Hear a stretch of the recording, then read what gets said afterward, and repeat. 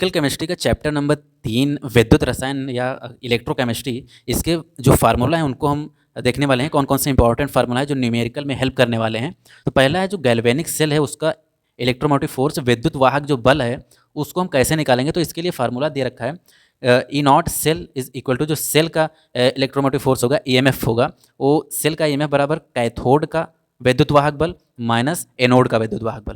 इसी को रिलेट करते हुए नर्स ने एक समीकरण दिया जिसको कहते हैं हम नर्स समीकरण। इनके लिए जो कोई एक इलेक्ट्रोड के लिए जो विद्युत वाहक बल होगा वो E naught E is equal to E not minus R T, जहाँ R gas constant, T temperature by N F, n ओ कितने इलेक्ट्रॉन्स इन्वॉल्व हैं उस रिएक्शन में, और F Faraday into log base E 1 जो आयन होगा मेटल का।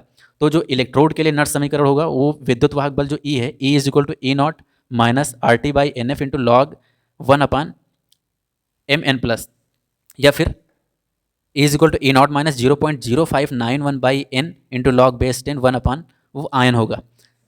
वहीं नर्स समीकरण जो पूरी सेल के लिए है, सेल के लिए जो ई नॉट सेल होगा वो 0.0591 बाई एन इंटू लॉग के।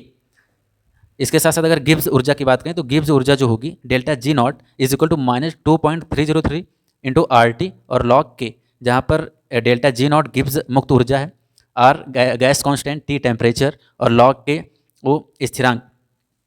वहीं चालकत्व क्या होगा कि ये इन्वर्सिबल रिलेट करेगा प्रतिरोध रेजिस्टेंस के साथ। मतलब जो चालकत्व होगा वो 1/r होगा। अगर प्रतिरोध बढ़ाते जाएंगे तो चालकत्व घटता जाएगा, लेकिन अगर प्रतिरोध जितना ही कम रखेंगे हम, चालकत्व हमारा उतना ही अच्छा होगा। अगर इसके यूनिट की बात करें, मात्रक की बात करें, तो चालकत्व को हम ओम इनवर्स से, मोह से या फिर सीमेंस से व्यक्त करते हैं इसके मात्रक को चालकत्व के। विशिष्ट चालकत्व क्या है?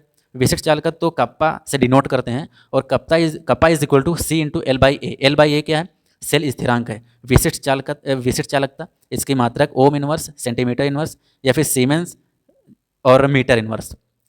तुल्यांकी चालकता क्या है?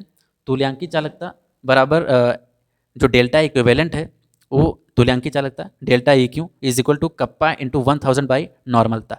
इसकी unit ohm inverse, centimetre square, equivalent inverse. फिर है मोलर चालकता। मोलर चालकता क्या होगी? इसको हम डिनोट करेंगे डेल्टा एम से। Delta M is equal to kappa into 1000 by मोलरता। इसकी जो यूनिट होगी ओम इनवर्स, सेंटीमीटर स्क्वायर और मोल इनवर्स। अगला फार्मूला है कोलराउस का नियम। कोलराउस का नियम कहता है कि अगर कोई मेटल है उसका जो विशिष्ट चालकता होगी, जो विशिष्ट चालकता या फिर हम कह सकते हैं कि मोलर चालकता जो होगी, मोलर चालकता बराबर होगी उसके कैथोड की कितनी चालकता है और उसके एनोड की कितनी चालकता है। तो कैथोड और एनोड मतलब जो धनायन है और ऋणायन है, दोनों की कितनी मोलर चालकताएं हैं, उनका योग होगा उस पूरे मेटल की मोलर चालकता का। अगर कोई विद्युत अपघट्ट है AXBY, इस विद्युत अपघट्ट के लिए हम मान लेते हैं कोई रिएक्शन हो रही है AXBY से, XAY प्लस आयन के साथ और YB माइनस आयन के साथ। तो जो AXBY की मोलर चालकता होगी डेल्टा M इनवर्स AXBY, वो हो जाएगी कि कितने AY प्लस के मोलर चालकता है और कितनी BX माइनस आयन की कितनी मोलर चालकता है। तो इन दोनों धनायन और ऋणायनों की मोलर चालकताओं का योग उस पूरे मेटल के मोलर चालकता के बराबर होगा। अगला है फैराडे का नियम।